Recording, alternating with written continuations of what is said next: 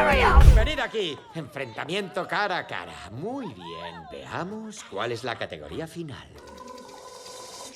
¡Oh! Canciones de hip hop de los 90. Está bien, os doy un segundo para pensar. ¡Tiempo! ¡Adelante! This is how we do it. I'm kind of boss, and it's all because This is how we do it. South Central does it like nobody This does. is how we do it.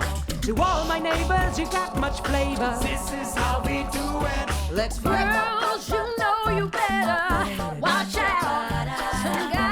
Some guys are only about that thing, that Girl is poison. Never trust a big button smile. That girl is poison. Here we go, yo. Here we go, yo. So what's the scenario? Here we go, yo. Here we go, yo. So what's the scenario? Here we go. Insane in the membrane. insane in the brain. Insane in the membrane. Insane in the brain. Sí, tú. I got all I need when I got you and I. Cause I look around me and see a sweet light. I'm stuck in the dark between my flashlight. Getting me through the night. Perdona, ¿qué canción de hip hop de los 90 es esa? Es más bien una canción del siglo XXI. Eso es, sí, la he escrito yo.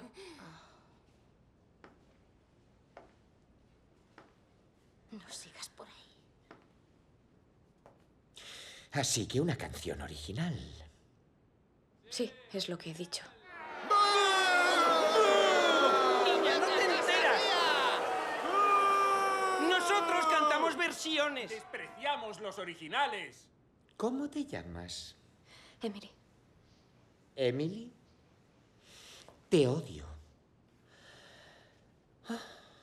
En vista de esta vergonzosa y nada profesional información, me veo obligado a declarar que... No, lo siento, chicas. The Sound Machine son los ganadores.